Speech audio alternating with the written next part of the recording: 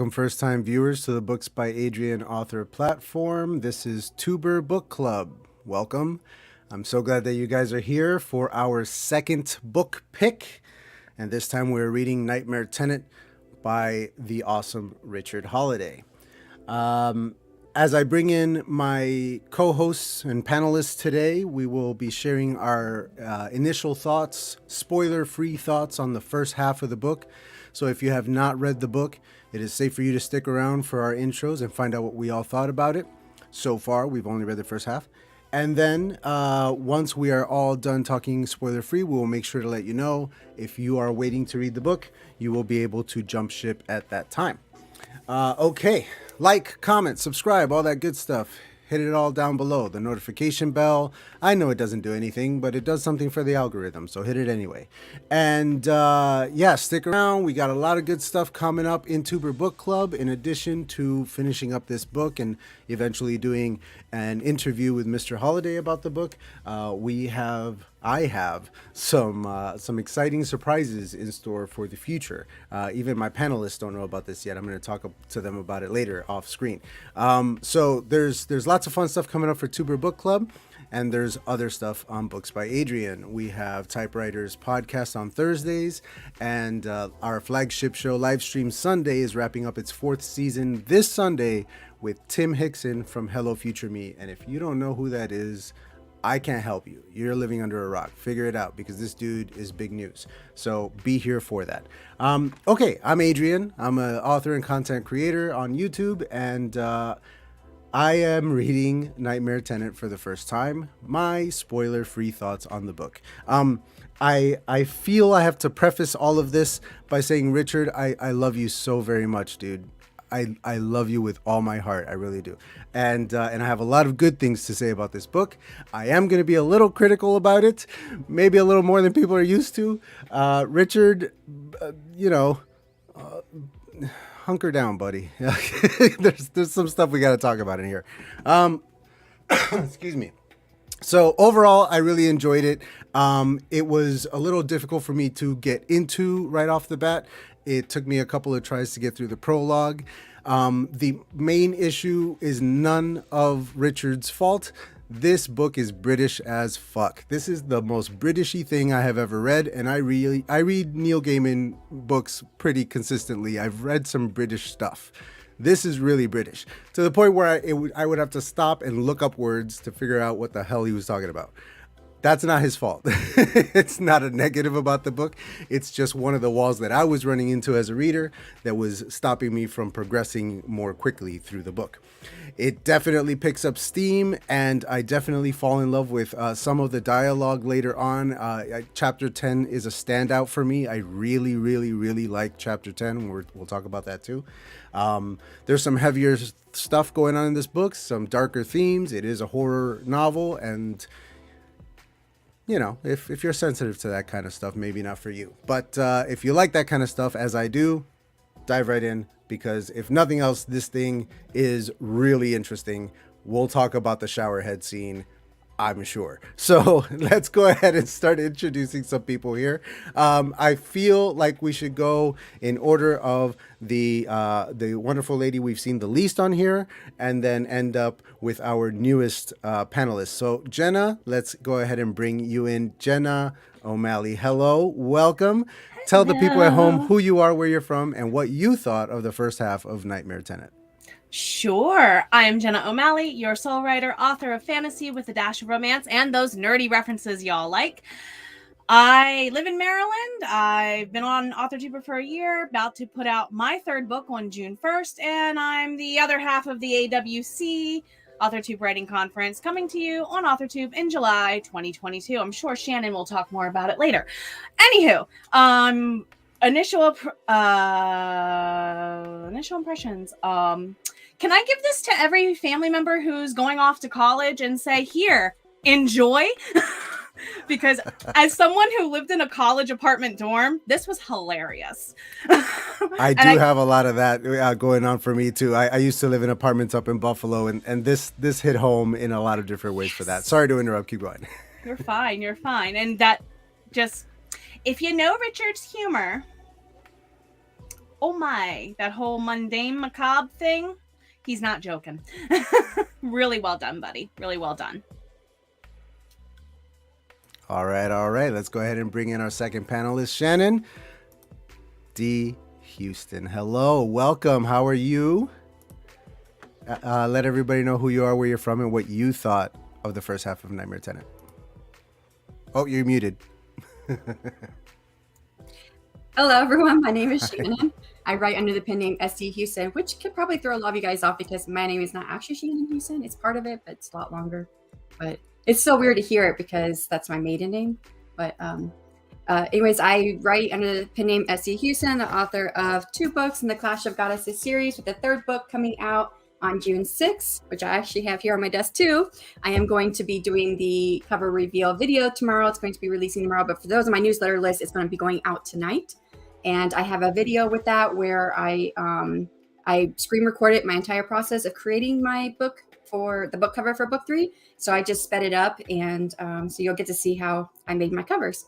So I'm also 1/3 of the trio for the Self-Publishing Tips and Tricks show, where we interview authors about their self-publishing journey and their marketing and what they've tried and what works and what doesn't work for them.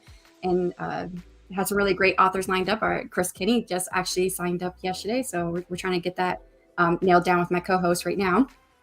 Nice. And then and I'm also one half of the AuthorTube Writing Conference, the first conference of its kind coming to the YouTube AuthorTube community in July of 2022.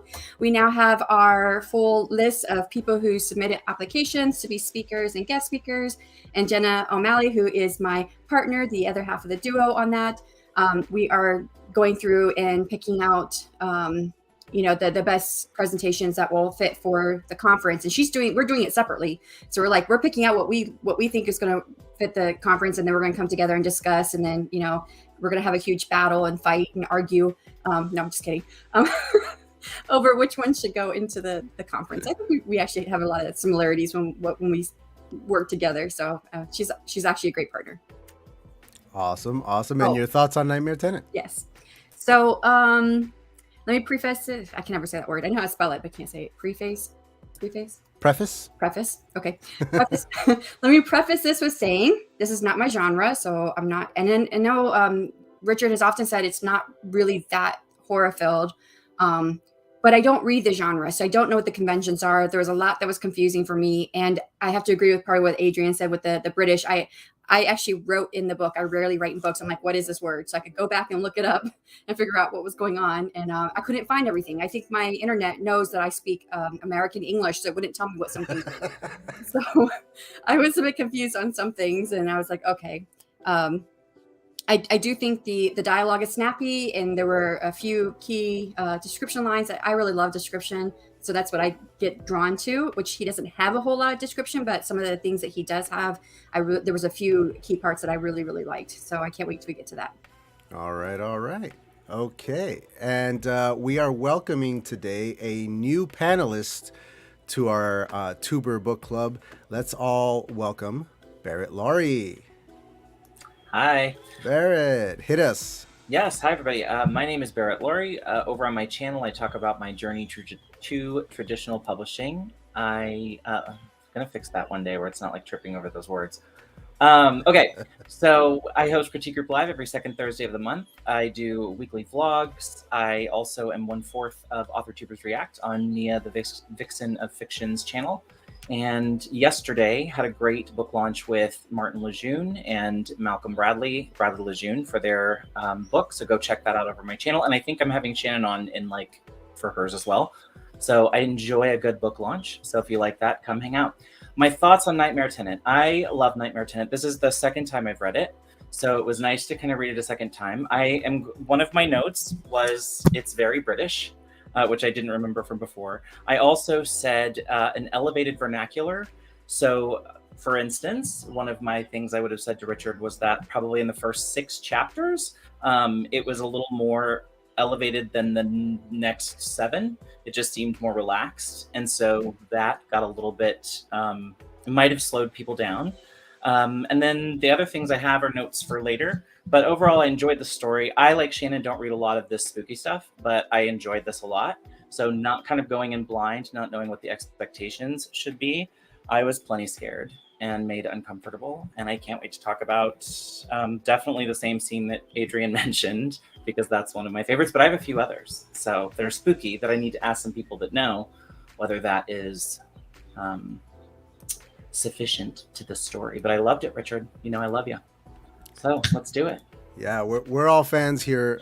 So any and all critique coming from a place of love and wanting to improve an already great story. Okay, so let's say hello to the chat before we dive any deeper. The chat is crazy. Where were you guys on Sunday when I was alone with a 14-year-old girl and needed you guys? That sounds much creepier than it does, doesn't it? But that was my guess, and I was alone, and no one was asking questions, and I felt very uncomfortable. Sorry. No, it's cool, man. That stuff happens. It's all good. I'm sure that you guys will all be here on Sunday because it's going to be crazy. All right, here we go. Amelia's here. She was the first one through the door. Gotta love it. Richard was second. I'm not surprised. I'm surprised he wasn't first. Surprised he didn't spend the night there. What's that? Surprised he didn't spend the night here. I know, right? Just camped out in the chat. Subscribing to the newsletter, yes, so that you can hear about his next books coming up. Awesome. Barrett got here around that time. Chris, hello, Chris. Welcome. Dude, Mr. Ben Pick is here. I'm a fan. Hello, welcome. Okay, I think that's everybody. Oh, Dan Hook got here. Welcome. What's up, dude? Hello, Miss Stewart. Welcome. Lots of people. Oh, Gary. Hello. Dude, Tuber Book Club is where it's at. Martin is here. Everybody's here. RC Scott. Oh, hey, no, show it off. Show it off. My son has a shirt. Yes. Oh, you guys are awesome. Thank you for doing that. That made my day. All right, Adrian, what is going on? Not a whole lot, dude. Just reading Nightmare Tenant. All right, what else? I'm just scrolling through here because it's a lot of the same people talking. And all right, cool. All right, everybody said hi. All right, so hello everybody in the chat. Throw any questions for our panel in there and label them with a Q, as is customary for this type of thing, so that I can find them and throw them up on the screen and we can talk about it as we go. You guys want to go chapter by chapter? Sure. All right. We're talking spoilers from here on out. Anybody who doesn't want to be spoiled, leave a like on the stream and get the hell out. All right, here we go. The prologue. Through the Keyhole. Am I wrong, or is this the only chapter that has a title so far? Yeah. Okay. Yeah, it was the parts that had titles, right? Yeah. Okay. All right. So that was a standout for me. As I said, it took me a couple of tries to get through this first prologue because the language, again, was such a barrier for me. For example, something as simple as, I'm guessing it's pronounced SETI, turned out to be a couch. I've never heard that word before, and it stopped me dead in my tracks. Little things like that would stop me, which of course again are absolutely no fault of his own. It's the language that he speaks. But I took notes here. The first note that I have is during what is ramping up to be the tension-filled moment towards the end of this prologue chapter, and he throws in what I'm feeling like should be a thought, but instead it's written as narration. It says he'd climbed up those bloody stairs for nothing. And that was a moment that really, really took me out, like made me stop and go, why doesn't that feel right? And it it's because I'm wishing that I was getting more thoughts from the characters. I'm not getting a good look at what they're thinking most of the time. But on the other hand, the narration tends to kind of ebb and flow from how much it knows and how much it's expressing on behalf of the characters. So that was one of those moments where like that's something that the character should be expressing or thinking or feeling, and instead we're getting it from the narration. And that was the first note that I took. I don't know how anybody, but other than that, like the prologue turned out to be really solid, and by the end of it I was grooving with it. I was confused at the very, very end when the floor drops out of the lift, the elevator drops out of the lift, and I'm envisioning the floor drops out, the person would fall, but the way that he describes it, the lift itself falls, taking him with him. So I was confused as to exactly what happened there. What fell, who fell, what was dragged down. Other than that, I really like this chapter. What do you guys think of the prologue? However you want to go. Talk about what you said with how it doesn't really seem to get close in the thoughts of characters. Yeah. I wonder if that was a convention of the genre. I don't know. Got to read the genre. It's possible. So that's why I was wondering about that. And does anybody in the chat know if that's a convention of the genre? I'm sure Richard can answer the question. Yeah. It reminded me of something they did similarly in slasher fics, though. So I don't know if it's true in written genre, but I've seen films do similar, if that makes sense. Well, yeah, it reminded me, and I have notes about it in a later chapter where it's more pronounced, but I called it breaking the fourth wall. And it's like if you're watching a movie, the actor breaks the scene and talks directly to the audience. Yeah, or So looks at the camera whenever Right. they look directly at the camera. Right. And so it breaks the illusion of the story. And actually, my note on that for a later chapter, I did notice it in the prologue, but again, it didn't stop me as much. Although some of the word choices did, Richard, and I did not think I was a not smart person, but there were lots of words I was like, wait, what?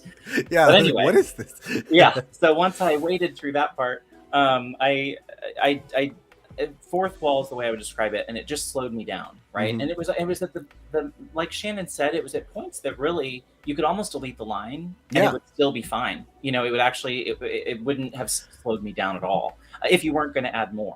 I agree. If anything, that climbed up those bloody stairs for nothing line, it's almost misplaced humor. You know what I mean? Oh, like during is. this like really intense moment, like it almost feels funny. And I'm like, dude, like you had me. I was tense, and then all of a sudden, like you stopped me. So yeah, that's I'm feeling exactly what you're talking about, Barrett. And I think that as the novel so far could use another proofread for sure, because I was finding little typos or continuity errors that again took me out of it, slowed me down. Even though I'm able to piece together what he means, I'm able to piece together what's supposed to be happening and everything. It's not confusing in that way, but of course running into those little typos kind of stops a reader and makes you like think about it for a second before moving on. Little things that on his next printout he can definitely touch those up. There was one typo that was really funny. I thought, okay, I know that's not what he means, but it was really funny the way it was in there. I wonder which one it is. I wonder if I saw it too. The con-in-law. Common law? Con-in-law. So like you're Con-in-law. I think he meant son-in-law, but it said Right. con-in-law. And I'm Yeah, like, it's oh, like, okay. I thought that was purposeful. I thought he meant like convict. I thought he was like I thought it was like a derogatory term towards the. I thought it was a derogatory term on the character. So I took that totally differently. Sound off. Was that a typo, or did you mean to do that? Sorry, I didn't even. It's a good question. So Yeah, I would have rolled right past that. If so, that's a clever use of concise description, dude. Yeah, it's a good one. Yeah, con-in-law. I think it's too, because it is talking about Joel, who's the son-in-law to the grandparents who are there. The money. If it was supposed to be done on purpose, it's not clear enough for me as a reader to know that it was done on purpose and not a typo. I At saw least con-in-law gamer chapter knows. 10. Yeah. Richard says spot the typo. Yeah.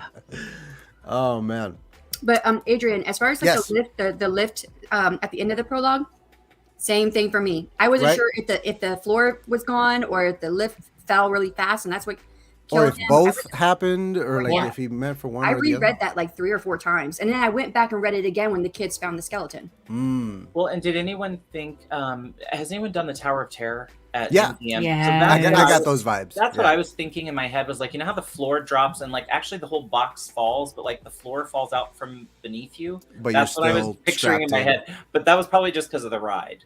Or those Right. You know. water slides where they get you in the tube. Yes. That Right. That's what it reminded me. Yes. Oh, Yes. But like you're still, so like I guess I still, and I don't know why in my head I was seeing like the whole Doctor Who style, like dropping down into hell sort of thing, like Yeah. in my head. Well, I was very much going the Tower of Terror route that you Right. were, but then what was tripping me up was in that ride when the floor drops out, you're strapped in, you're not going Right. anywhere. Exactly. In real life, you would fall, you would drop with the floor. Right. So Oh, again, yeah. that's where the confusion came in. Okay, so I think there was 3 clues in the prologue that might be important for the story, but I don't know. Well, I'm wondering if number one, if it's intentional, and that if it's something that pays off later. Maybe it's not a mistake. Maybe it's meant to be confusing in the meantime. You know what I mean? I'm sorry. Continue. Sorry, I probably cut you off.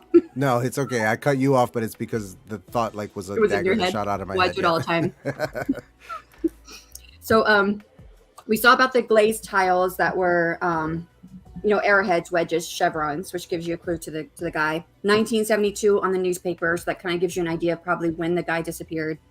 And then the discolored fluids on the bed, and it makes you wonder if what happened, because at this point we don't know, did Chevron disappear? Is he a ghost or is he real? What's going on? But there's discolored fluids, so what is that? That discolored fluids could be more normal. That could have just been sexual activity on the bed, or someone getting sick. So, but it could also have been that's where a rotting body was at. I don't know. He died, maybe. Right. Yeah. So, and then I had two lines in the book that I really liked, and one of them was in the prologue here. I wrote it down. So it's page 10. Bolts with the new were driven resolutely into, and this is the part that I really liked, weary brown concrete. Mm-hmm. You often don't hear of that, like something inanimate given such a description, being weary, but I really like that. Yeah. That's all I have to say. Barrett? In horror, isn't there, because I was trying to figure this out, I don't know enough about it, so again, I keep sitting up here being like, I'm not sure I was the right one, but in horror, I think there's a type of like monster that's like unkillable. In It, I think It is that kind of a monster. I don't know what the name for it is, but I got the impression that's what or at least so far, that's what the architect is to me, is that kind of like, they can't be killed, they're like, not dead, but not alive. I don't know what the name But for the architect refers to an it later on. Right. Okay. Well. So it makes me wonder if the architect is really the nightmare tenant or if it's something else. Oh, see? Because I agree with that question, because I don't find the architect to be particularly hostile in any scene that we've seen him in. In fact, my first impression when we first hear his voice, before we know it's the architect, when we first hear his voice and a character is conversing with him or I wondered why he sounded like that. Like I was like, he should be scarier, right? Like I should be afraid of this inanimate, or incorporeal or incorporeal. Non-corporeal? Thank you, non-corporeal voice, and I wasn't. I was very, very comfortable hearing this this voice out of nowhere. So I wonder if you're right, Shannon, if the nightmare tenant is maybe something that the architect is trying to push out. Although I think the architect took blame for the builder's death. So. Did he? Is that right? Did I miss that? Up to the kiddos. He said, this is what you'll do if you're bad. That's right. Well, that's a threat. That's not necessarily taking credit. Well, and did anybody else have the feeling, at least through the first half, of trying to figure out if all of the people that are dying, if it's even? If it's like, because obviously there are some where the bad guy gets his, for example, we'll come to that in a later chapter. But, in other places, I don't know that it's so clear. Like, for instance, in the prologue, did that guy really do anything? Like, that's what I was wondering, the same thing. You know what I'm saying? Yeah. Like, what was his bad guy? Or do we just not know it? You know what I'm saying? Is it something we don't, maybe don't know? Right. I actually went back and read. Oh, sorry, go ahead. No, I was just going to say that it does seem to be that the victims are some of the most distasteful characters. Right.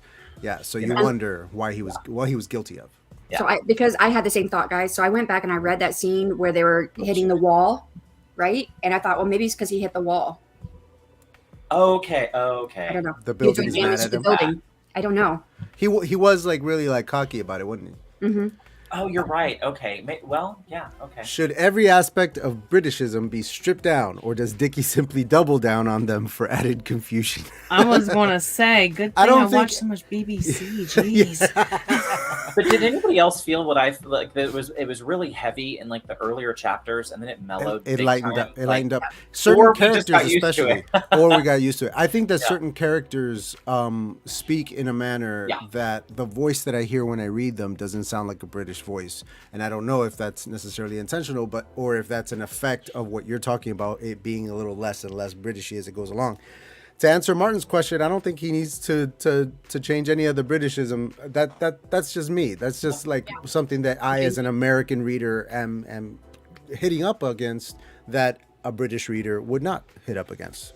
Right. There's no need to change any of that. It's just an observation, something that's happening in my brain.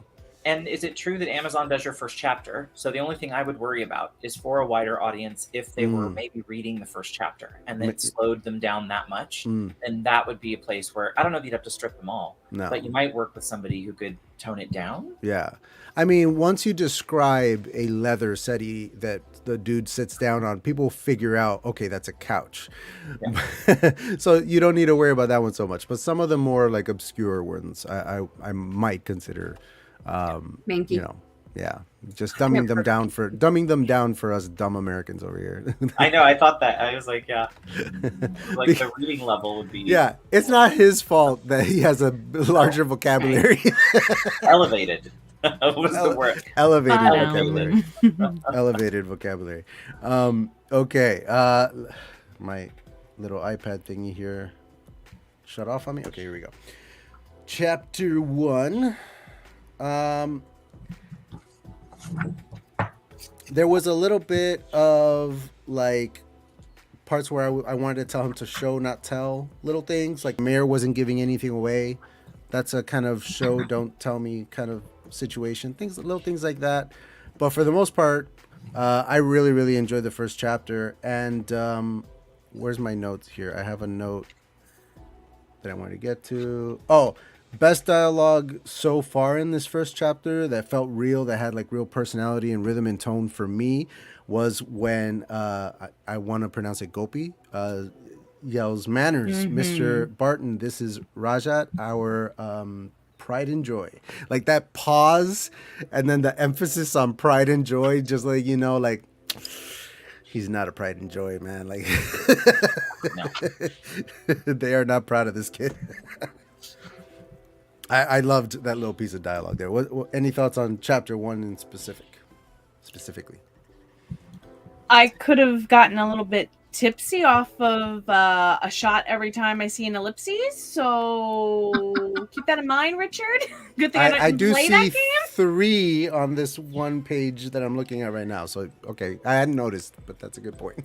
So that's just something an editor once jokingly said to me out the way and stuck, and I said, yeah, that would apply here. I'm really guilty of those because I tend to think of my dialogue and I find the rhythm in my head. I act it out in my head, like with actors, like talking to each other. So I try to make it as realistically as possible. And for me, that means including little pauses in there that people would take, and they get like, it's too much. Like I need to rein that in. So for sure.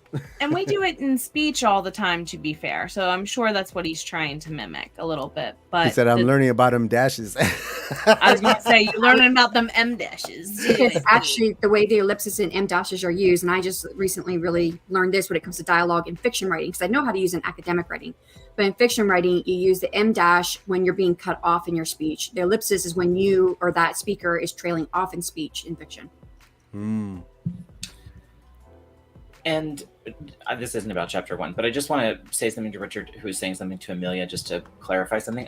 Inaccessible isn't the right word. I think the right word is, or what I would say, Richard, is this. Most readers in my classes at college level were reading at like a freshman level of high school on average. Like, and the reason I know that is I was reading a lot of YA, and a lot of my kids that were freshmen and sophomores in college were also reading the same books I was reading. So it's not about inaccessibility. I just think in the United States, the reading level is just lower. And the average reading level is between 7th and 8th grade. Oh, sure it's even lower than I thought. So, but I just, so that would, I think the average folks picking up your book might pick it up and go, "Holy Moses, this will be me in a thesaurus and a dictionary," like to get through this, So that's the only thing I would say. So not inaccessible at all. I just think, what Amelia's saying about a wider audience is true. To add a little more context to what Barrett is talking about, when I lived in Buffalo from ages 5 to 12, 13, right? And so I'm in school during those years till 12. I was 13 when I moved down. And so Buffalo for my childhood, and then my teen years, high school years, and onward down here in Orlando, Florida. When I moved from Buffalo to Orlando and took 8th grade in Orlando, they were teaching me stuff in 8th grade in Orlando that I learned in 5th grade in Buffalo. Reading level, math level, everything. So not even as a country, within states and regions, it can be a grossly different level of reading. So we're definitely not advising that you dumb down your whole book or anything like that. I'm never an advocate for dumbing anything down. In fact, I routinely say that if you are the smartest person in the room, you're in the wrong room. You should always surround yourself with people smarter than you, with people with bigger ideas than you, people that you can learn from, and that includes books, man. Like I want to read books that are going to elevate me and my mind and my reading level, my vocabulary, all that stuff. So if anything, dude, like you're just educating us dum-dums. Keep it up. I think there's definitely room for literature that has higher language. Oh, Agreed. yeah, for sure. Agreed. It's proper literature, which you love, Richard. Proper literature. You've made it. How impressed were you with whatever weird thing he did with the quotation marks that he was so proud of? Yeah, that's something that we're gonna talk about in the interview, Richard. We need to talk about these quotation marks, man. Like, I don't know what you're doing, but I caught on, but it was another one of those things that I was like, okay, this is different. And then I didn't know if that was a Britishism that I was ignorant to. I thought it was too. I thought it was too. I think it is. Richard, why are you fucking with us, dude? So key things to take away from chapter 1, I thought. Yes. Some clues. One, we know that there's a predecessor to the mayor, Mayor Stevenson. We don't know what happened to him. And the tower was originally condemned, which tells you why it was never used after it was built the first time, except that we don't know why it was condemned. And so that's a question that's still hanging in the air, even to the point of where we're at halfway through the book. So what you're saying is I should put a thesaurus at the front or back of the book. No, take it from someone who did. It doesn't help. Oh man. Yes. I would agree with Shannon. Same. Yeah. All right. Moving onward. Chapter 2.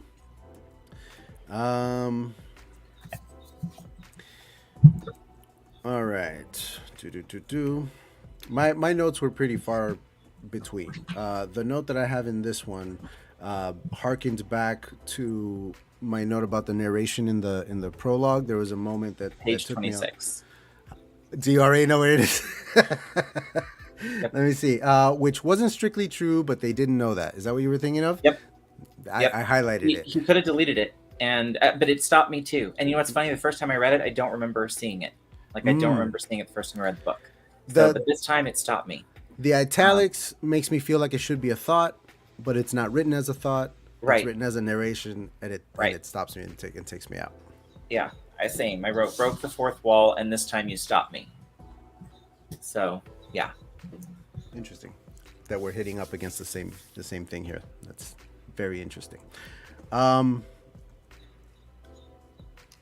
Okay, the other one, which is along the same lines, is a line where he says, Beth didn't hear or didn't listen.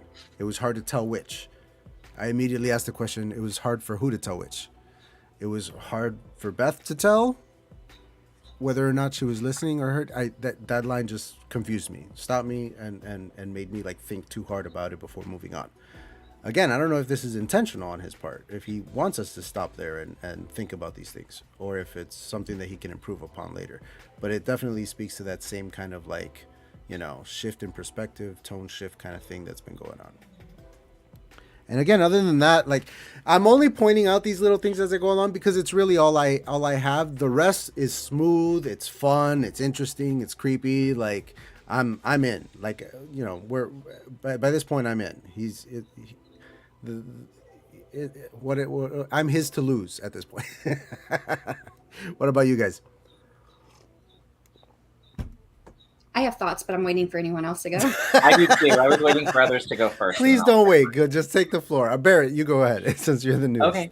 Okay, Richard, I love you to bits and pieces. A note I would have given you if I was a beta on this was to please change Ed's name, or at least make it Eddie.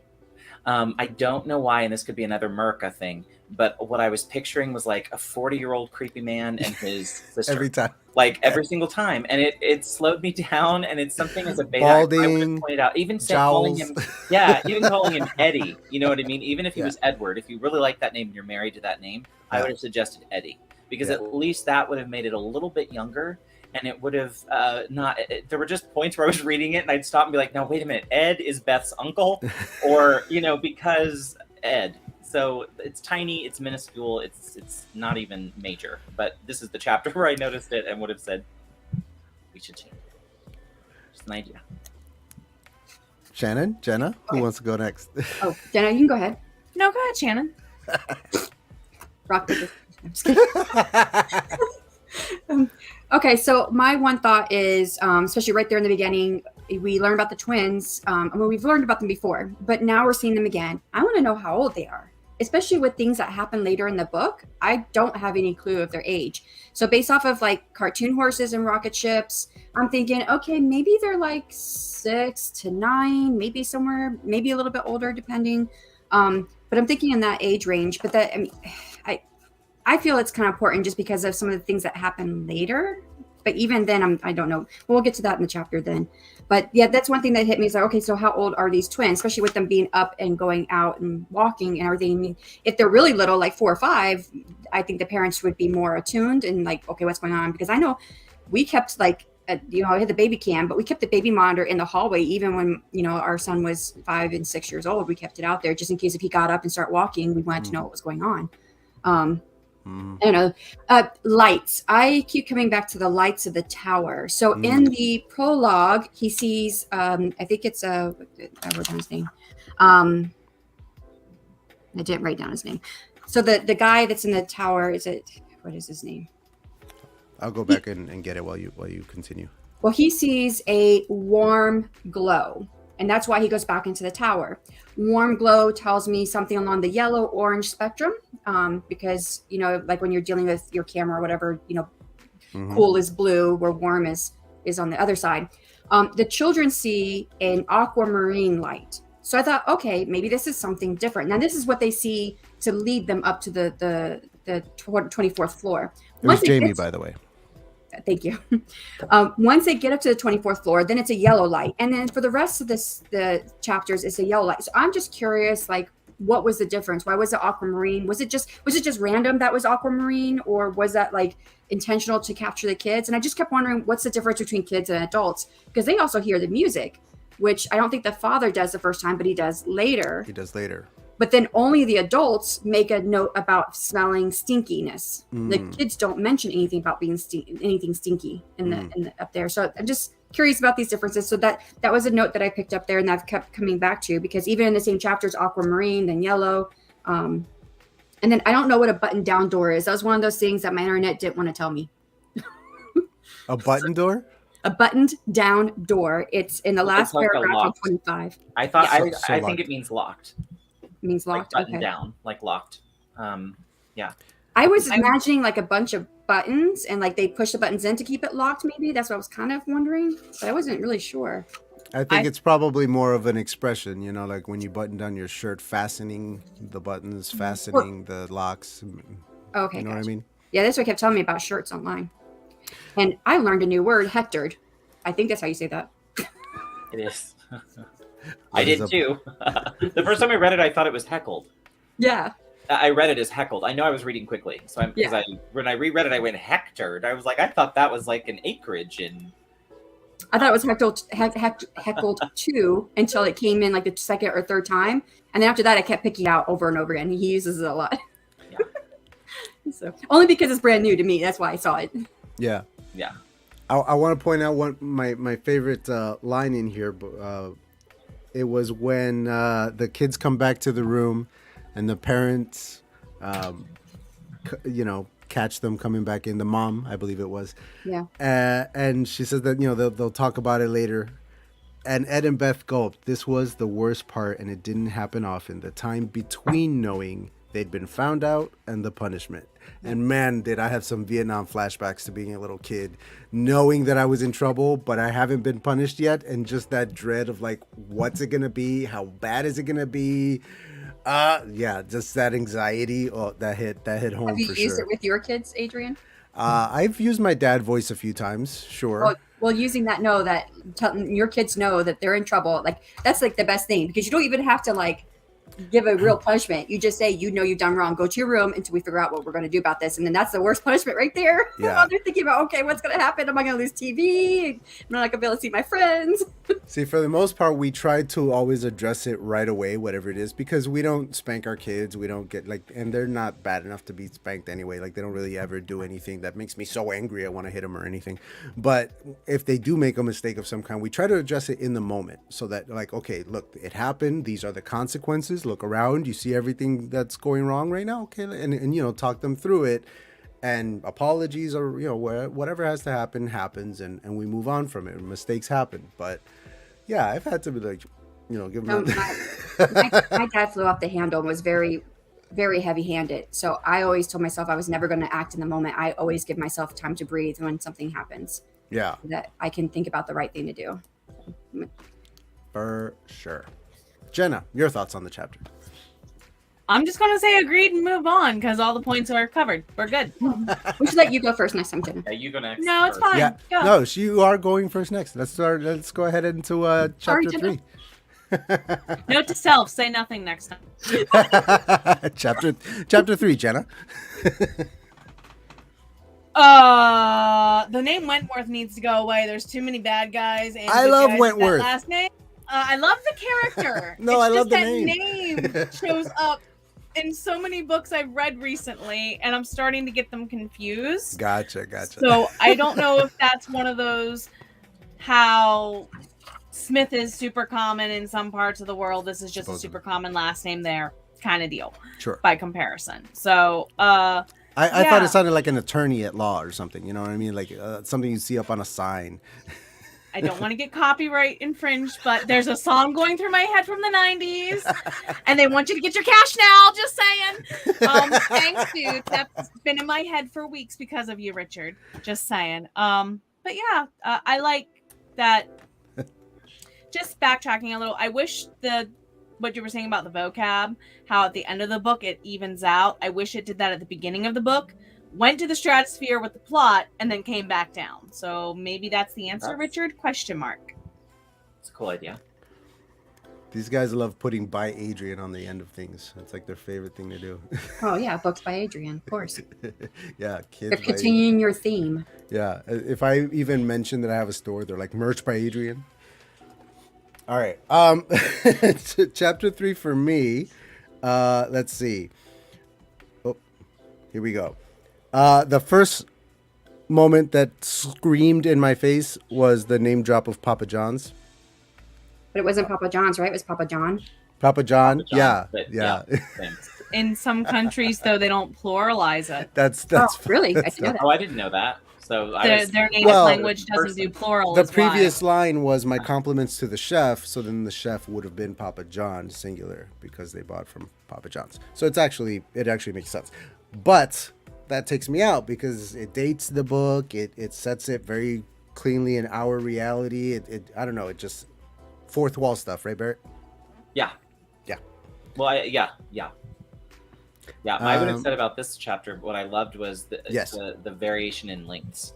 So like this one, was almost like a scene. It was quick. The brevity was perfect. It pulled me into the next chapter, which is more heavy anyway. More happens there. So, again, one of the things you nailed, I thought, was on the pacing, how the chapters were different. I never got bogged down in, I'm doing it, but I read with Margaret, where those chapters were like regimented in size, and man, was that a boring book to read, my eyes bleeding. So, sorry. Thank you for the different. Yeah. I noted that as well. The pacing, not just in each chapter, within each chapter, but as the book goes on, you get that kind of ebb and flow, bigger chapters, smaller chapters, heavier, lighter. Awesome. Very good stuff. Shannon? So same for me. I like that it was a shorter chapter. The dialogue was really quick, which made the pace go made the pace go quick, if I can say that. There were a couple of points raised that, again, are questions, and I'm wondering what the answers are, and I'm hoping we're going to know some answers because I think they have something to do with the plot, I'm thinking, or how the plot's going to run out, which is, the conversation between Joel and Jules. So the idea that there was something that was supposed to be different now that they're here, and I thought this would be different. Joel, you promised me it would be different. So you're wondering, okay, what is that? And they said, our kids are kids. They're, they're great. There won't be screw-ups like who? So it seems like there's a somebody there that made a big difference on their lives. And, the fact that they're talking about it and they're the family that's on the back here, besides all the other families, right? They're the ones on the back here. It makes me wonder how interconnected it might be. I don't know if it's connected to the tower or just a situation or what kind of, what kind of weight it's going to have on the plot. But I do have that question there. It's like, what was supposed to be different? Who are they talking about? And kind of leads into some of Joel's weird actions later, I think, in later chapters too.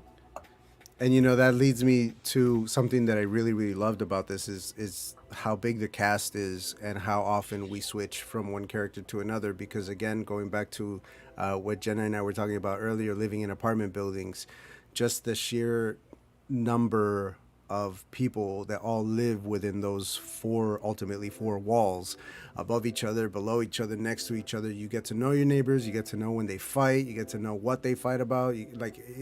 There's an intimacy amongst apartment dwellers. And so the switching between the POVs and wondering how they're all going to connect later on, I'm all about that. That's good stuff. Ensemble cast for the win. I also thought that helped with the pacing too, right? If there was anybody I didn't like, we weren't in their head very long. So that's nice. But I thought that might be a horror thing. So I'm not sure. The few horror books I've read, I feel like that happens sometimes. Is this horror? Are we calling this horror or thriller?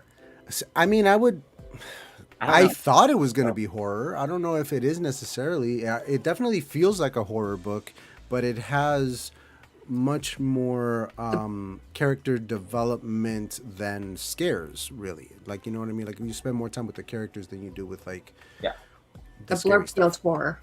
Yeah. And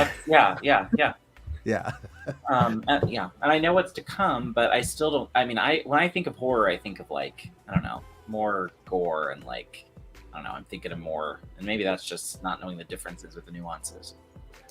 I just figured it was more leaning into that highly psychological. Oh yeah, and just left the gore to your imagination as you wanted it to be, because I could see where my brothers who loved those slasher flicks probably would have pictured this bloodier than I did, someone who didn't watch them as much by comparison. Yeah. And one thing about that, then, it being this ghost story question mark, is his humor permeating throughout it definitely changes the flavor. It's not straight up horror. I don't feel like I'm watching The Haunting of Hill House, which I love, but it's not very funny. You know what I mean? Like, there's real humor here, dark or otherwise, and that definitely adds a little spice to this whole thing, for sure. Amelia, bye. She's leaving. Right on. Let me see here. Another one of those that doesn't sound like sleeping in there. It's written as a thought, but I don't know who's thinking it. Little things like that again, but yeah, that's it for chapter 4 for me. I really dug it. I thought it was good. Were we in chapter 4? Yeah. Do we feel that one felt more like actually Richard talking to us though? That was the first one where it was like he was in my head. And again, I don't remember seeing it the first time I read the book. So when I was reading it, I was in bed, going to bed, and it was the weirdest moment to be reading that scene and then hear Richard in my head going, and I don't think they were sleeping. And it was like, oh, Richard. I probably said that out loud. Oh, Richard. Yeah, I probably did out loud. I mean, so, but yeah, I you could delete it completely. That line could be gone and it would still flow perfectly. But that could just be a me thing. He held her too, not sure what to think, and fell into a restless, disjointed sleep. That line, disjointed sleep. Like, man, do I know what that means. Oh, yeah. I'm not sure how, but I do. All righty, moving into chapter 5. I'm sorry. We're in chapter 4, right? Yeah. Yeah. So in this one, there was another thing that led to like Joel, where we're like wondering what's going on with Joel at the bottom of 37, where they've just come back, and Joel says, "You're drenched in sweat. Last time you were like this was when we decided." And he says, "Stop." And she said to ask my parents. And I'm assuming they asked the parents for the 80 grand to get the place. But it's wondering, last time he was like that, when he was like drenched in sweat and had like this, a manic episode, or what's going on. It's just giving you more insight and probably leading to that who person again, wondering what happened there in the past. And of course, then the whole yellow lights again, and the only Joel was smelling the stink. At least the children didn't seem to make a notice of it. And of course, the music continuing. That's kind of interesting.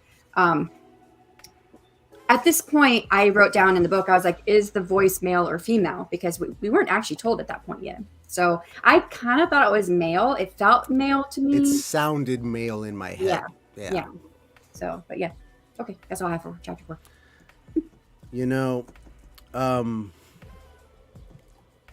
something about this reminds me in some ways of Haunting of Hill House. I don't know how familiar anyone here is with that particular show.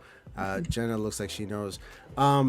There is a room in Hill House that it has a locked door that they don't have a key for.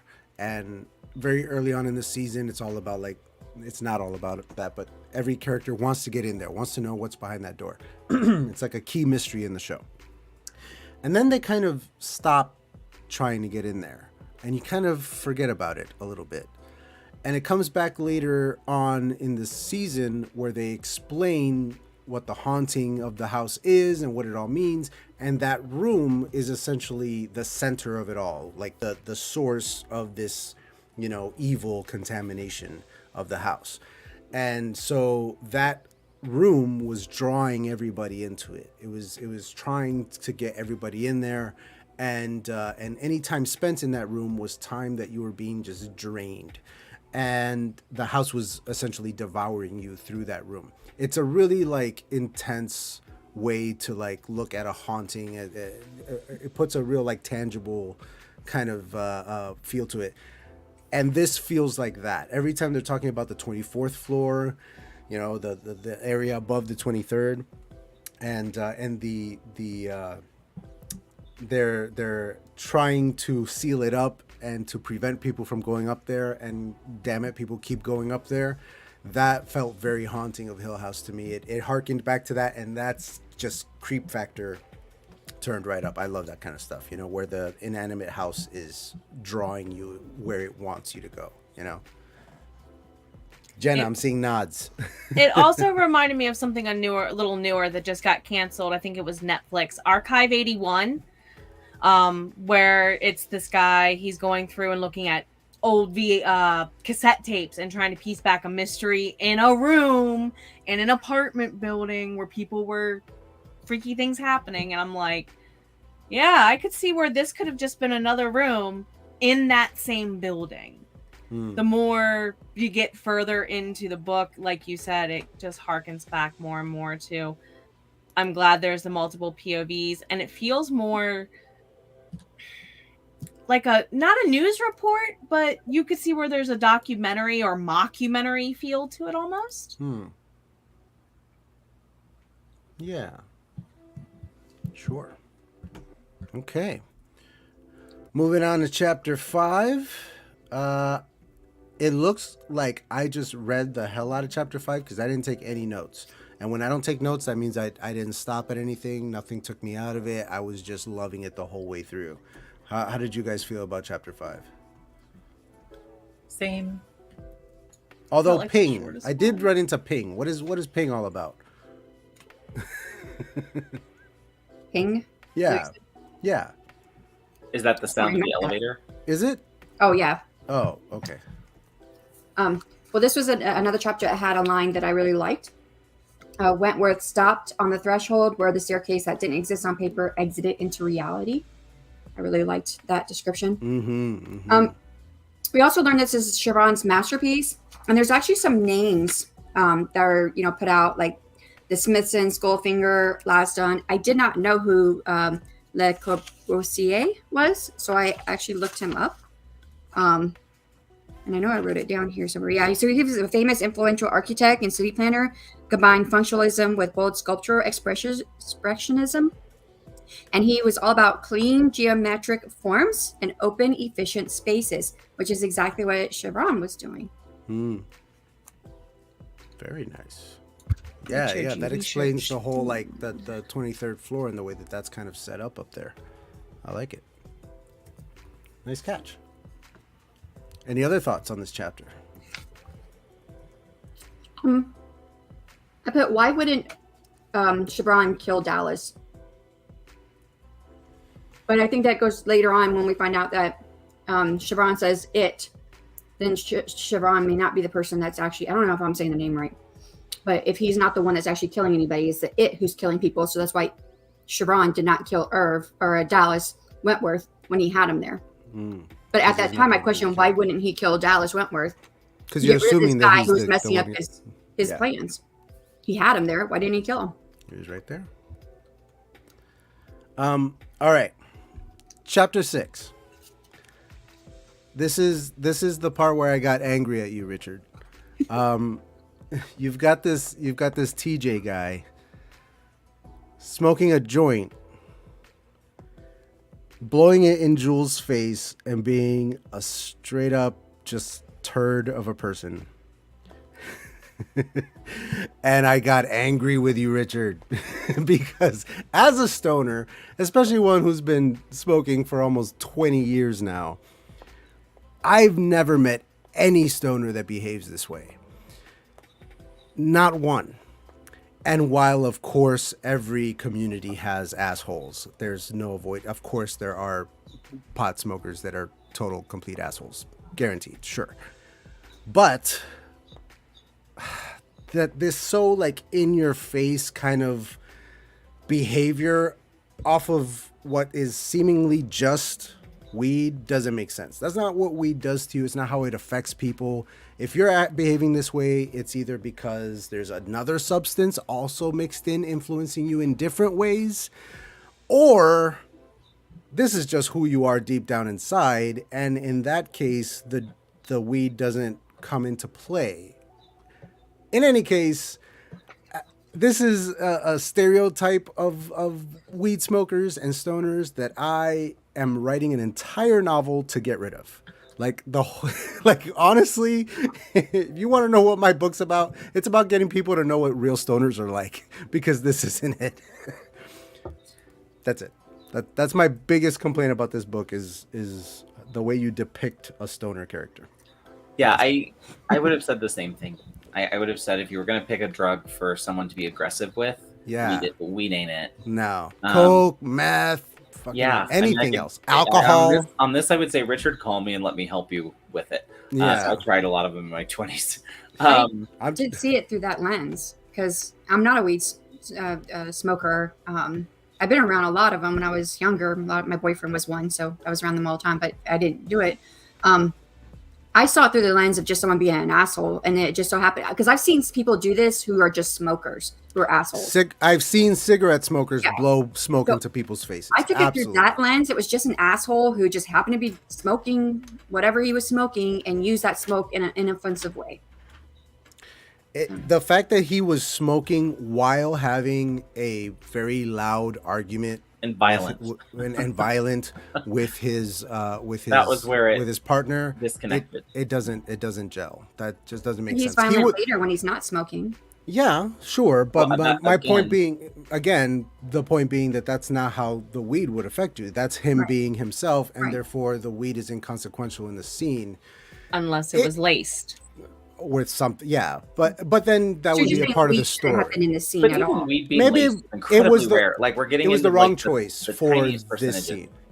Yeah. Sorry, go ahead, Barrett. No, yeah. I think, all I would have said was that it felt more like a Dare commercial to me than it did like a real something I could believe. Yeah. And again, if it had been a cigarette and alcohol, wouldn't even have noticed. Totally wouldn't have even stopped to think about it for a minute of a second, or even like cocaine or methamphetamine or certain uppers that you Sure. can take for ADHD. Weed is a meds, downer. for Weed instance. gets you Yeah. like, It's you know. it's the opposite direction for the yelling and the all of that was just not. I mean, I'll give you an example. Like when I first started all of my meds a couple of years ago, and I would get edibles for myself on the days I had infusions.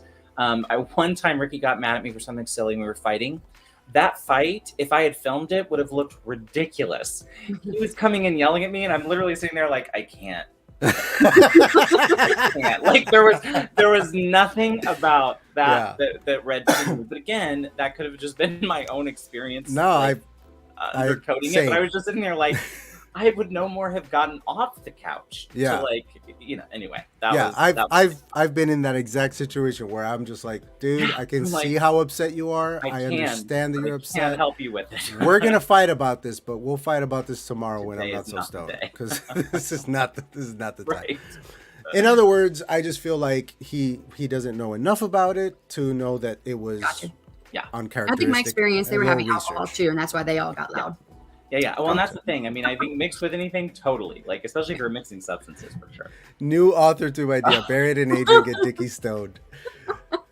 And now it it's a has. collaboration. No Collaboration pineapple idea. pizza is already safe. Come on, guys. That's right. Hey, Collaboration idea, that's for sure. If Richard is willing to get stoned on camera with me, I'll eat some fucking pineapple on a pizza. Fair's fair. But yeah. All right. So that's just the research stuff that could have fixed that.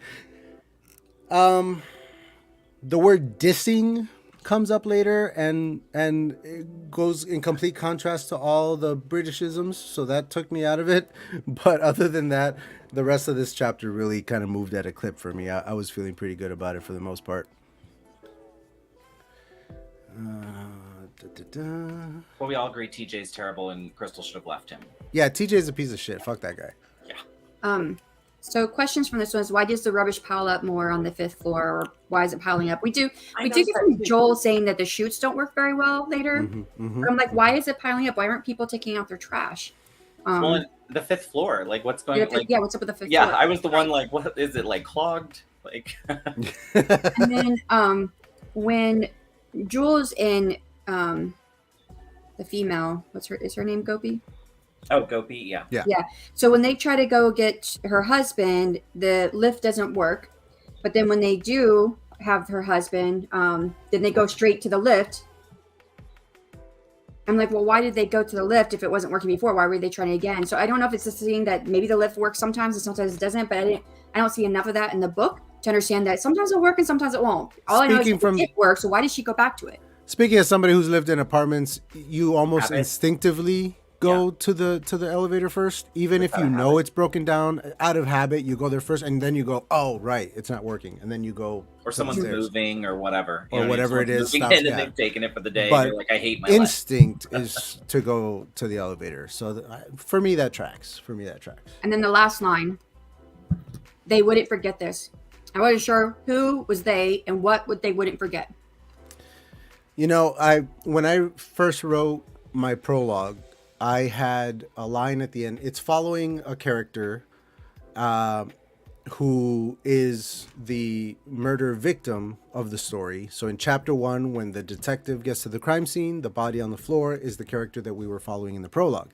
And so when I finished my first draft of that prologue ended with the line, and they were never seen alive again. And I had a lot of people really enjoy that line. I ended up taking it out because of stuff like that, where it was like, who's saying that? Who's telling me that? How do they know that? Why do they know that ahead of time? It sets up like a real creepy thing for the reader, but it takes you out, and it's like especially since we're not in third person close limited. Right. This is kind of more omniscient. So I don't know whose point of view I'm in with that line at the end, because the last person who's in there, the young man, brash on his parents, but shaken by the experience, trudged through the stairwell. So it's this young man, they wouldn't forget this. So is he thinking they wouldn't forget this? Or is he thinking his parents are not going to forget this? Or is it the parents thinking they weren't going to forget this, what happened with their son? Or I was thinking Jules, because Jules the last one talking. So the fact that there are so many possibilities is bad. I was like, are we still in like her? I don't know why he's saying this, but What? No. Oh, for the elevator. For the why for they the- keep for the- going back to the elevator. I bet.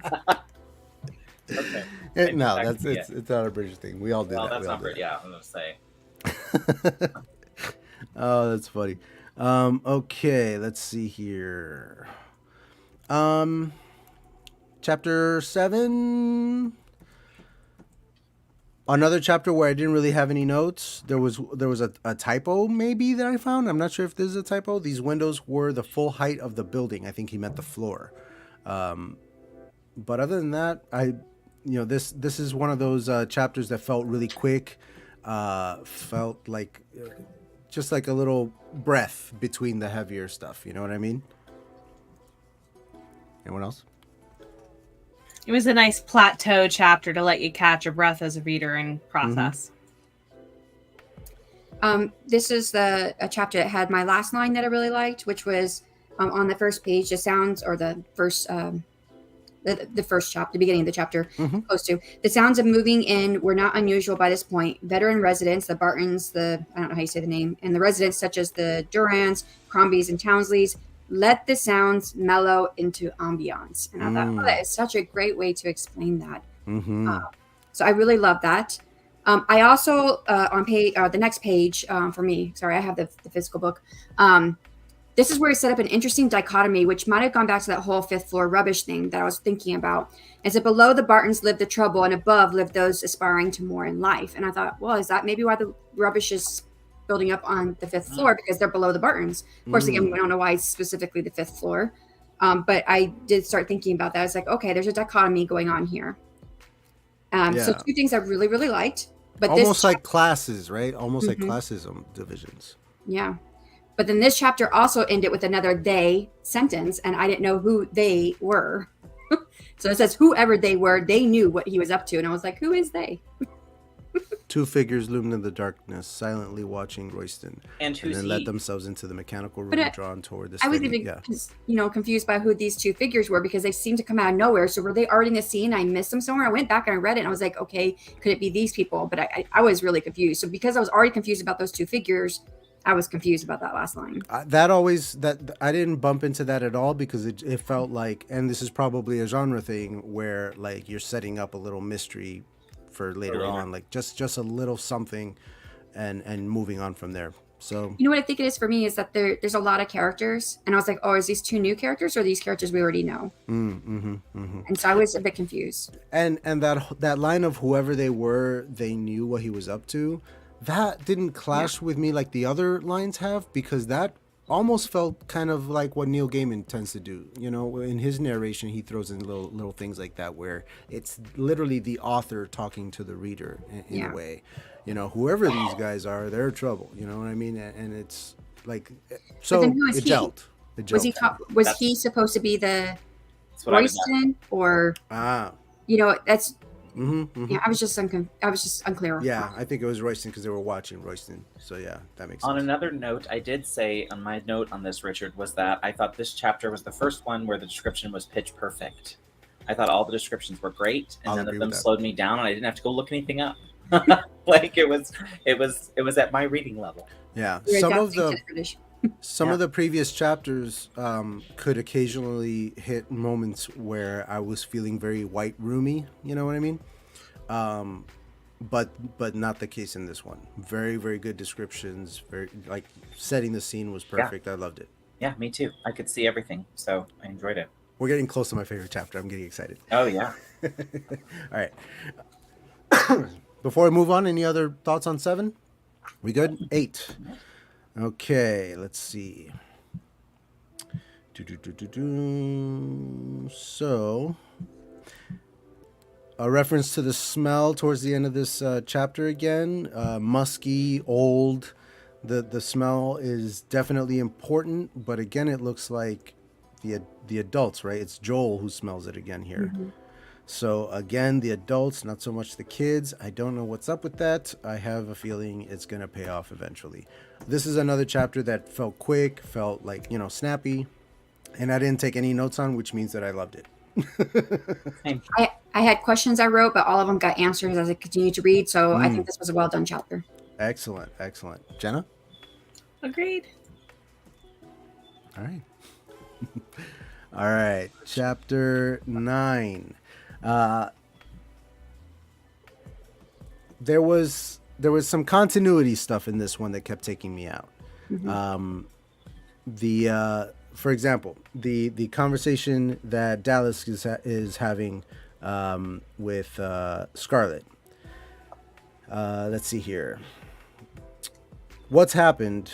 Dallas asked. He mouthed to Hickory that it was a work thing that moved into his home office. But moments before, he very loudly referred to the caller as Sweetness and asked, "Why are you calling me on the work phone?" I feel like Hickory would have heard that. And him mouthing work thing wouldn't track. So that's probably a continuity thing that's happening there, and probably something that he can get in editing, but it definitely like stopped me. I was like, wait a minute, like this doesn't make sense. And other than that, the other one that I took a note on was another little typo that he can fix later. I don't want to point out all the typos. It's redundant, but yes. Well, with the Scarlet, I also had some issues there because it made it seem like that she, it says she gets a plumb top floor flat on Daddy. So that made me think, oh, she's on the 24th floor. Yet I thought he had the 24th floor walled off and the 23rd floor cleaned out. So I was like, is she really on the 24th floor? How is she up there if everything is walled up and bricked up and the whole 23rd floor was, I thought, well, maybe she's supposed to be on the 23rd floor. Maybe he gave her the whole floor. But it says the top floor. So I was a little bit confused on that. And then, she's throwing this fuss about something's happening, but we don't get to learn what it is. He says it's just electrical problems. And she's like, oh, okay. And then she's good with it. And I'm like, I'm not good. What were you actually afraid of, or what were you concerned with? I didn't ever find out what that was. I also highlighted that same moment and wrote too easy. A person who is upset enough that, if I'm not mistaken, she had bags. Yeah, they packed. They had bags. She came out of the stairwell, didn't she? So that's 23 or 24 floors or wherever. Yeah, she's leaving. Like, she's out, and he's like, "Oh, it was just an electrical problem," and she goes, "Okay, one more day," and I'm just like, doesn't track. If it was something serious enough that she was out the door with her bags packed, she wouldn't just turn around and just accept it. I don't know. So that's definitely a and it made me wonder if it was supposed to go somewhere, like if we were supposed to like get some insight into maybe something she's seeing now, but we don't get any of that. Now, my instinct when I first read it, I wanted to give it the benefit of the doubt, and I was pulling from things like Haunting of Hill House, where the house will almost influence how a person is behaving, how a person is thinking. And of course, the evil house wants to keep you in it. So any chance to influence you to stay, it will do that. So that's where I was leaning with this thing. It was like, well, maybe her behavior is being influenced in that moment. But again, it was just so sharp, so quick, too quick. It didn't feel like there was anything explaining that she was being influenced or causing any kind of suspicion on our part. So, and I did want to get her perspective of what was going on. I really wanted that. Absolutely. Yeah, I feel like if we had a little bit more insight into their actual thoughts and feelings. I don't know how you say this. Can you guys see it? It's H and S, or H and S? Or... Oh, yeah. He's spelling out H and S as in health and safety. H and S. Oh, okay. Like sounding like phonetically. Onomatopoeia. HMS. Like a phonetical. Gotcha. I didn't know what that was, and it was in there several times. I didn't know at first, and I figured it out by the second time. I was like, oh, he means H and S, and it clicked. But yeah, it took a second for that. I'm glad Richard is liking how it's going. I feel bad. Adrian feeling very white roomy. A white Wow, Margaret. She's killing me. All right. We all know that old people smell, she says. Gary says, what is white roomy? And Richard says it's a Britishism. Yeah, white roomy. Yeah. Okay. Barrett, Your thoughts, if any, on this? No, so far you've hit it. You've hit them. Yeah, I would have said the same thing. That was the only part that didn't quite feel. Like I said, I don't remember stopping on that before, but it hit me the same. Where I was kind of like something about that, and I felt like I wanted more. You know, I would have said like, give me something, even if it's not a full, complete thread. Give me something that I can think is coming, even if it's a red herring. Like that would have been a great spot to put it. For me at least. That would have been the only thing I would have said. Otherwise, I enjoyed it. Yeah. Okay, chapter 10. This is my favorite chapter. I feel like the dialogue in this chapter is spot on in a way that above any other chapter before it. I feel like the characters sound real. More so than any other chapter. I feel like the rhythm to how they're speaking, how they're arguing, how they're yelling at each other, it all just kind of flows really, really well. My eye just kept moving the whole time. I didn't stop at anything. One line that I really, really loved was when Don looked around, rolling his eyes. I suppose, but if it were me, I'd have, and he gets cut off. He says, but it's not you, is it, Dad? And that cutting off and that, but it's not you, is it, Dad? Oh my God, that hit. As a parent, and of course, as originally a child of a parent, that's hitting on both cylinders, on both sides rather. It's great. I love this chapter. Everyone else? My note is the mundane just got even more real because, like you're saying, something all of us have done on one side of the coin or the other. Dude, could more of your chapters move this smoothly with the dialogue, please? Love it. I don't know what was different for him in this chapter, but the dialogue feels different, sounds different, reads different. It's just so much better here. He didn't write it. No, I'm just kidding. It must have been Amelia. She ghostwrites everybody's books. No, yeah, this is. I could actually hear Richard in some of these lines. Oh yeah.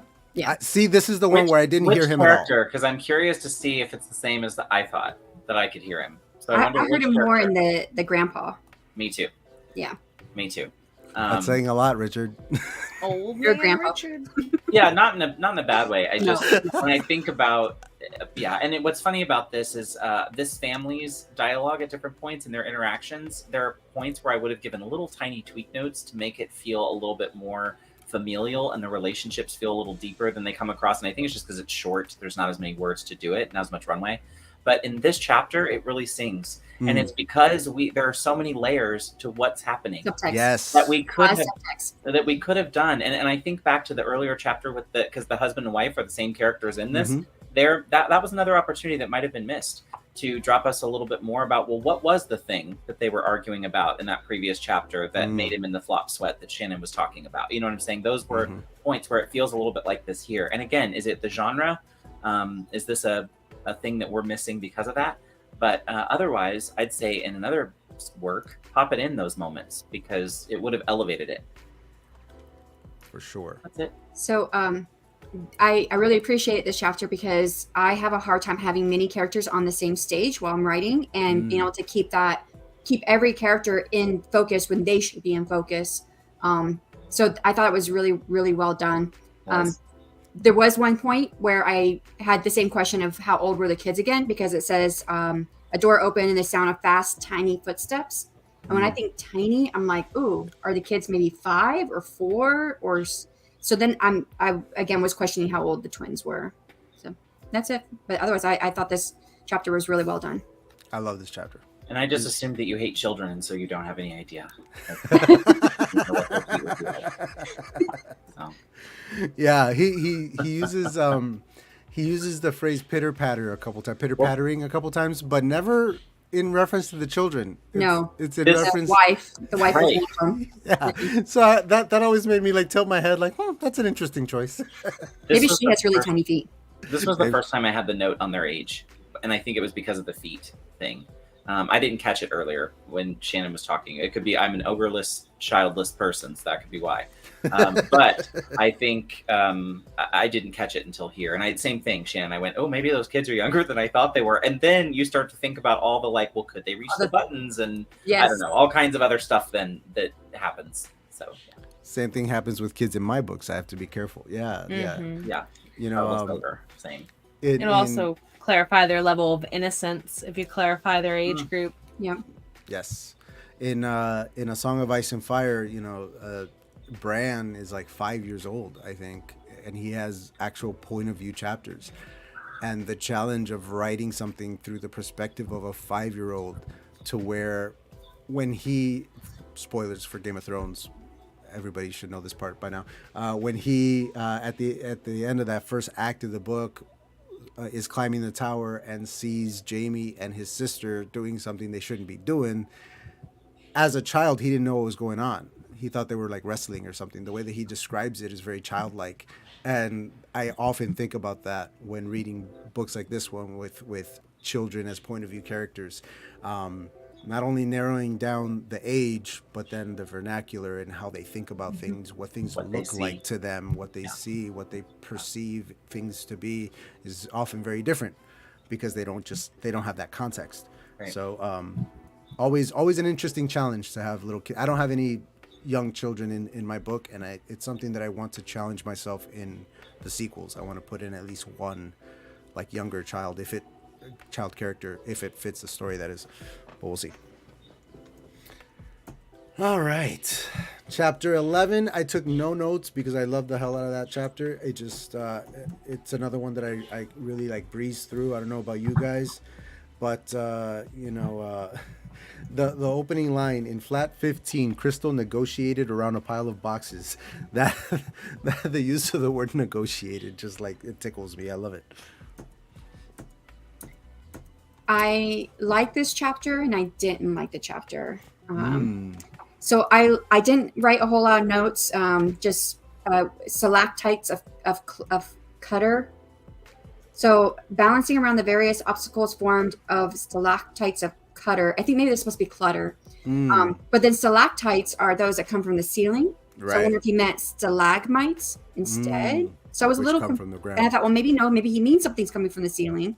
So that image was a little bit, I thought it would have been a cool image if I understood exactly what it was supposed to be. The word choice would have been cool, but I don't know if I understood it right. Mankey, that kind of got me, but I did figure out what that was. So I just had to look that up. So the one thing that I really didn't, those are just very small things. So I liked the chapter. I didn't have any other notes on it, but I felt like it was a feeling. And so I don't know how to help with this or whatever, but my feeling coming away from it was I felt like I should have been more horrified. They should have been more horror filled. That I should have been more on edge of my seat, and I didn't feel that. But I don't know how to fix that. Or maybe that wasn't the intention. I don't know. I mean, this is the chapter with the shower head and that whole thing. So, let's talk about it. That's in many ways the first like real like horror scene in this thing. Since the prologue, if you count his death, essentially. That was more. I felt more on the edge of my seat. Yeah, me too. Me too. But when I got to this chapter, I didn't feel it. See, this, as I'm reading it and picturing it in my head, it's more funny than scary. But that's also where I thought Richard's kind of like slightly darker sense of humor is peeking out at us, where it's supposed to be a horror scene, but I don't know. Again, it's all about like the flavor of the scene with me, and I enjoyed it. It didn't scare me, but I don't feel like I was supposed to feel scared, even though something kind of horrific's happening. I felt it was funny, and who it was happening to, and all that stuff, like how it led up to that, from getting into the tub, the whole thing. Like, I don't know. It worked for me. It was funny, and therefore entertaining, and therefore I breezed right through it. But I can totally see how people might run up against that moment. I mean, I liked it for that it felt justified. Yes. Not to say that murder is ever justified, but murder in books yes. Sometimes. People in books. So that felt good. That part felt good. But then when I finished the chapter, I felt like, well, should I? Because I guess I'm going back to the idea this is supposed to be like maybe a horror genre book. And I'm like, am I supposed to be feeling like, oh, what's going to happen next? But I didn't really feel that way. Like, I don't feel like there's a lot of danger coming. I don't know. I feel like there's malicious intent around, but not necessarily immediate danger. Yeah. And so there's this this permeating feeling of, or this perpetual feeling of uneasiness, but you're not necessarily like waiting for things to jump out at you. It's not a jump scare kind of situation. It's a, what is happening here? Something is really messed up here, and I don't understand it, but I know that something is messed up here. The characters are feeling it. The reader is feeling it now. You know what I mean? The reader is trying to figure out what the hell is up with this building. Barrett? I was going to let Jenna go, and then I'll go last. Do you have anything, Jenna, or are you? My big question on this chapter was, thank God it's not mentioning jump scares, like Five Nights at Freddy's, that kind of horror video game. And then the other was more of a segue away from that. When did Richard start writing flash fiction in comparison to writing this? Because of how much tighter it consistently got per chapter. Yeah, that's interesting. So same, Adrian. And Shannon, I enjoyed the justice of it. The bad guy got his.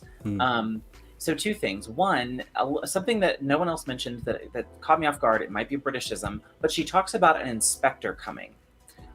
What are we talking about? A police inspector? Because that's what I assumed. And then I thought that the dialogue didn't fit the urgency.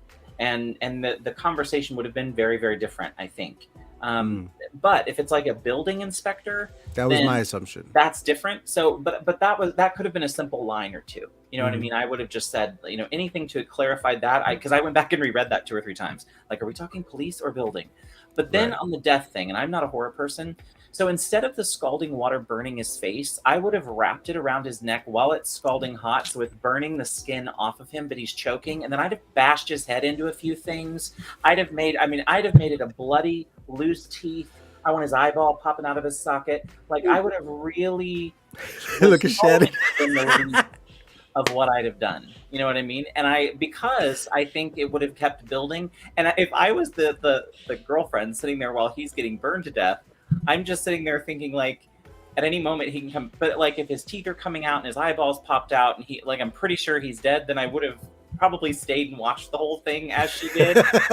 But I felt like with just the burning water, I'd have been trying to hightail it out of there, because I'd assume he's just going to be mad. Like, like when he untangles from whatever that is, which would have been my assumption as the character if I'm in that mindset. He's tangled himself up, and yeah. So that's all I would have said. I just said, let's really kill him ugly. Yeah, like let's put him through it. I write for kids, so what would I know? A lot. I was just like, I wanted to see. That's what I was hoping for. You know what I mean? Was like a really, bloody death. Yeah. So yeah, man. Richard said it was a DWP, Department for Work and Pensions, and the UK benefit officer. Got it. Okay, so you wanted specific. Like a welfare officer. Okay, and that's what the dole meant. I didn't understand. Oh, okay. I didn't either. Britishism. Okay. I lost it. Gotcha. Sorry, Richard. Sorry, I could have. Well, that one flew over my head too, because when I read that line with the DWP, I was like, I don't know what that is, and so I didn't either. I'm just going to go on because I thought it was something for the building. I thought it was like the name of the company for the building. Like, that's what I was thinking too. Okay. Barrett Laurie, I don't read horror. Proceeds to describe a perfectly graphic and horrific scene. I don't know. It's what I was hoping to see. It was like really make it horrible. Yeah. Barrett can write the horror, and I'll write the kid. No. I did love him getting it though in the end, because that did feel like justice, and that goes to the question of, does everybody deserve it who dies? Because so far that's how it feels. So far that's what I'm picking up as well. It's okay. Chapter 12.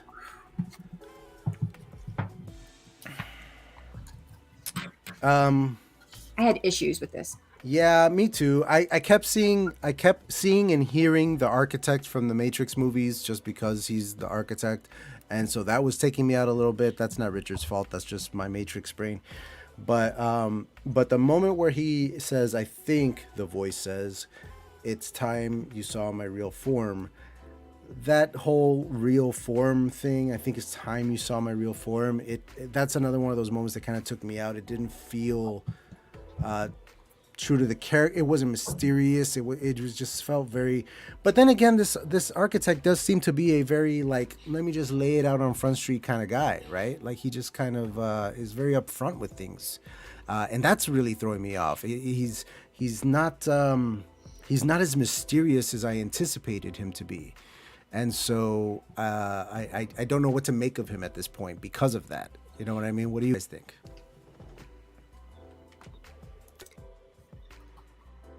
Well, when he says, "Let me reveal my true form," we don't get to see it. That was my I was like, that was what do you my look problem like? with it. I was like, when does it come? Yes. We do get gray pallid features, I think, later, but I was like, okay, is he like just a skeleton? Is he all bone? Because it just Or says is a he gray? figure emerged. see-through? It doesn't. Yeah.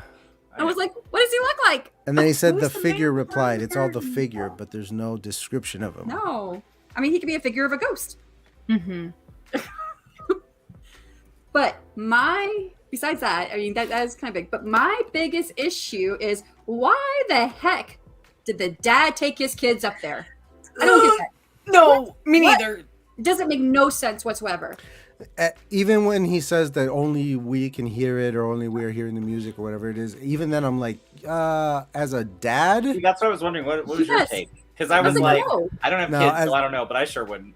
if I thought, first of all, if I think the danger is up there, not only am I not bringing the kids, I'm not going up there. I'm staying with my kids. I'm protecting them where I am. I'm holding down the fort and making sure that the danger doesn't come for us. I'm not going to go seek it out with my children. Yeah. Now, is this the building influencing their Well, and not actions? only Is he that, behaving incorrectly because something is causing him to? If so, we still haven't gotten any inkling of that. Or it's whatever happened before they came there. Because remember, the wife keeps saying, well, this is different from before than what you were before. So maybe he had his own issues before they came there. And that's influencing him. But I don't know. We don't, like you said, we don't have any inkling of Yeah. why he would actually do this. And then there's a little bit of continuity issue, I feel. And again, maybe there's something there that we're not privy to yet. When the kids first come out of their room, they look into their parents' bedroom, the bed is empty. But then they ask about mom, and of course Joel says, "Don't worry about mom." And they come back, and mom is coming out of the bedroom in her pajamas. I'm like, well, Right. where was mom? Where was she this whole time? when he said, "Don't worry about mom," my first thought was, did he kill her?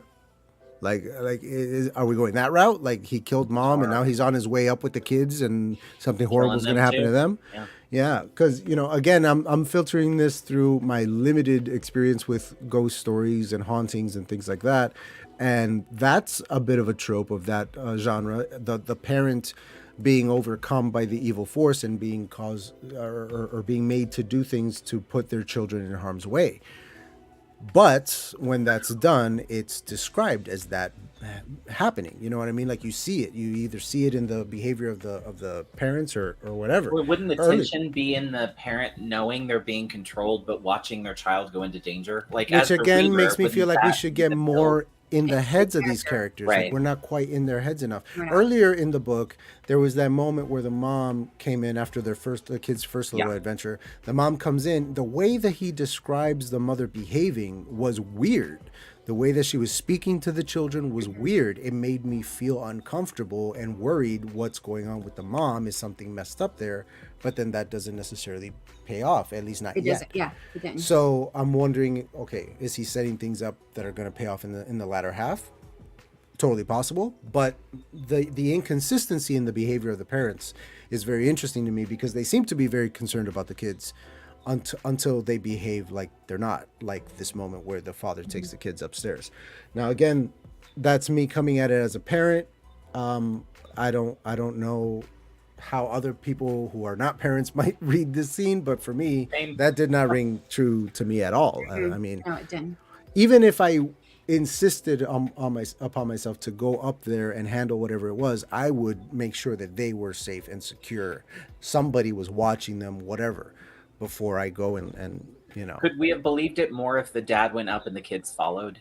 'Cause That would have been way more cost ever had believable, because questioned, that's I would have said 110%. That is the way I would write that. I would make Dad go up, the kids followed him up, and then at some point he realizes they're there. especially having set up how every time they want to do something sneaky, they check on where their parents are. Right. If they look and mom is there but dad is gone, where's dad? Let's go, Right. That makes sense. But mom wasn't even there. They didn't see mom. She was not in bed. And then they come back and she's coming out with her pajamas on. So which could be, ghostly, She went to the the bathroom. bathroom, It was like a 3 a.m. Yeah. bathroom. Sure. It really cracked me up when the parents were getting it on in there, and the kids like come back. Oh, it sounds like dad is like huffing and puffing. I don't remember what he said. Something about like huffing and puffing, like he's working out or something. It just cracked me up. But that's the kind of stuff that would make the kids, do certain things. Like, okay, we're gonna go to our room and avoid this whole thing. They come out, they see the parents are missing. Let's find them. My kid, my youngest, Felix, he is attached at the hip to his mom. And so if he's taking a nap and his mom put him down for the nap, when he wakes up, it doesn't matter if he sees my face, where's mom? And he's looking for mom. And I'm like, hey, she went to work or she's out, she'll be back later, whatever it is. He's frantically looking for mom because as far as he knows, she was right here. So that's, that kind of stuff rings true. You wake up as a kid, your parents are missing, you might go looking for them and get into trouble along the way. And then there was one other continuity, but just it was physical space. When they were talking to the architect, it said the line was, "It sat down opposite the Bartons." Just talking about the architect, it sat down, and then a couple paragraphs later, it said the architect took a seat on the opposite sofa. So twice the architect sat down without actually standing up. Little continuity things like that. Yeah, I got a couple of those too myself. Yeah, which is why I said earlier that this whole thing could do with another proofread, because there's it's good, but those little continuity things will really gum up the works. There's one in the chapter coming up. If we don't have any further thoughts on, that was 12, right? Yeah. Yep. All right, so 13, the final one. He wakes up to the phone, right? It says that he picks it up off of the charging pad. He's talking on the phone. Then he puts it back on the pad and taps the screen, which suggests to me he went to speaker because the conversation continues. Okay, so the phone is on the pad and he's speaking to the person by way of speaker so that he can get ready and go. But then when the call ends, he lets the phone fall. Yeah. So another continuity thing. It was sitting down, but now it's in his hand and falling. It didn't track. So little continuity things like that would be caught on a proofread for sure. Yeah, the phone went dead and Wentworth let it fall onto the soft duvet. Yeah. And then I caught a couple little typos and stuff there. Yeah. Knuckled instead of knuckles, stuff like that. But as the 13th chapter, literally the halfway mark, I don't know why I was expecting like maybe a big death or some big crazy thing to happen here. So when he has that crazy like near death accident thing going in the car, I thought that's where we were going. But then my question was, like, because the villain is the building, right? Like, like how does this relate to what's going on in the building? Is this influenced by that in any way? Is it connected? Is it just his negligence because of the phone thing? Like, it just felt like one of those horror scenes where like something is causing everything to go wrong so that this horrible accident can happen. Felt like Final Destination in reverse. Yes. It felt like the reverse of Final Destination. Like the one that survives is the one that should not. And you're kind of sitting there like, what? But yeah. It was a bit confusing because it did feel like it was all like supposed to be like ordained that he was going to be saved and all this tragedy was going to happen. Yet it's not connected to the building. It's not even in the building. So I'm like, well, can the person or whatever it is in the building reach this far? If so, then that's huge. But we don't know the answers to those questions yet. Well, and it makes me think the building has some sort of omnipresent power or something that over him, that's saving him for some sort of a horrible demise later. That's again justice, which could be the undercurrent of the story. Which I guess we're in the spoiler section. So I would say, from reading the book, that it's the undercurrent of the story. Okay. At least at this point. I just wonder why, if they're wanting to get justice, whatever it is wanting to get justice, why didn't you just dole it out now? Why wait? That's, speaking of dole, good use of that Britishism. It's rubbing off. I'm same question, and so it makes you think there's some importance to the story in him surviving, because otherwise, why? And then the only thing I go back to is in the prologue. The only thing with my justice narrative that's broken is the guy in the prologue, because I read it twice and I was like, what did he do that's kind of scummy? I mean, yes, breaking the tiles, but honestly, if the building's such a jackass, that a little refresher is going to make him go. It's his job. Like, he's there doing his job. You know what I mean? He's not the exactly. He's not the designer. He's not the or whatever. So the same thing. Right. So if the building did go off on that guy because he cracked the wall, why not go after the designer himself? Yeah. Bingo. Yeah. Or every single person, because people had to demolish the whole. I mean, you had to take it to studs, so he wasn't the only guy who demolished stuff. So then you ask, like, why didn't they all die? Or those kinds of things, but minor. Yeah. Now the architect did voice that he essentially wants to get rid of every tenant in this place, or at least that's how I read it. He wants to get rid of all the rubbish, and whoever is not rubbish is still there when he gets rid of the rubbish. It's going to be collateral. And when he first started talking about the rubbish, I understood him to be talking about the rubbish people. But then when they asked what rubbish and he said the people, he didn't specify the bad people. He didn't specify the ones who were. He said the people. And so now I'm like, okay, so is it everyone? Like, everyone is on the list? Like, are we gonna wipe out every life in this building? It's very, very interesting. The kids are what I keep going to, which, again, I've already finished the book, so I kind of know what happens. But you get to that point where you're like, so it's not maybe, if for innocent people that die in the process. Well, towards the end of this 13th, and since part of what we're doing here is talking about what may come down the line in the second half of the book, my inkling at this point is that the building or the architect or whatever force is attracting the children is maybe trying to save them from what's going to befall everyone else. But why threaten them in the very beginning? I don't know. The test of innocence is a thing sometimes. Oh yeah, I guess. Yeah. That's a good point. Yeah, it could have been a test of some kind. I just feel like. But why save them and not, for instance, Gopi, who that was my next question, honestly. Done her or her husband, really, either one. They're pretty good. I mean, their son seems to be kind of a butt face, but they seem lovely. So, like, what did they do? Yeah. Good point. Well, any other thoughts on what might be coming down the pipeline in the second half of this book, guys? Barrett, you've read this. I have too. Oh, you didn't mention that earlier, did you? Did I miss that? Yeah, I think. I thought. So this is new for me, first time. So Shannon, any thoughts on what's coming down? Well, I'm hoping that some of my questions are going to be answered, and so I think we're going to find out what is it in the building. I do think that whatever the nightmare tenant is different from the architect. I think they're two different entities. And I think maybe the architect is more good than the actual it, whatever it is. And that maybe he was trying to contain it by using the geometric patterns. And that was one way to keep everything safe. And so that with everything coming down, it's making the building unsafe. So those are my thoughts. Like, when you set a fantasy writer loose on like what may happen in the second half of this book, boom. Like, take notes, friends. I like it. As a Freemason's wife, I had questions of research. I'll put it that way, because there's a very lot of terms in here that in that realm of my husband's existence mean very different things that make me think of our last book a little bit in those kind of terms. And I'm like, was that purposeful? Yes, no. Very good question. It is a good question.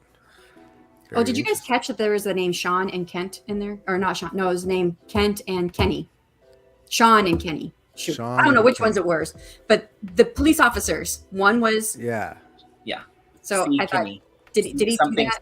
PC Richard, Kenny or something. Richard, is that a shout out or is that were those shout outs to people, or were those just coincidence? Because one was Kenny, maybe, whatever it was. And then the other one was Sean. or Kent. Oh, and one thing I forgot to ask, Richard, in the prologue, there's a point where you talk about going to the pub. Was it a typo to say go down to the pub? I would say go down to the pub, but you wrote it go to the pub, or no, go down the pub. That Go down the pub. I caught that too. Pub. I think it's a typo. So but that may not be. I'm wondering if it's a British, because there's a British song. When I looked it up, there's like a British song that's that title. So I was like, maybe that wasn't a typo. Maybe that was another British down to song. pub. So was down? Was that a thing? That like the song? I wish I looked up. DTP, down to pub. Yeah. Go down the pub. It is a Britishism. Go down the pub is a Britishism. Okay, there you go. Not a typo. Yes. There we go. Yeah, I think it refers to downing the drinks. Ah, okay. Oh, go down the whole pub. Drink heavily. Got it. I'm going down the pub. Yeah. I figured because there's a song by somebody that's a British punk band that when I looked it up, that was like one of their songs. I get knocked down. I get up again. Should we, Richard? Can we? Anyways. Well, folks, I think that brings us to the end of this first half. In 2 weeks, we will return to talk about the latter half. And 2 weeks after that, we will interview the hell out of Mr. Richard Holliday. So our next episode will be June 7th. For those of you who are not on my newsletter, first of all, shame on you. But second of all, June will be a month where Livestream Sunday is off season. So we will be doing a new live show on Sundays in that time slot. It's called Write the Damn Story. And it's with me and Martin Lejeune. We're going to be writing a sci-fi short story live across those 4 Sundays with you. And then July, I am taking off that month to finish my novel and also fly up to Buffalo and film some top secret video stuff that I have coming up later on. Some professional grade production stuff. So let's try to all be here for everything in June, because then we're going to go on a little bit of a hiatus in July before we come back in August for Livestream Sunday Season 5.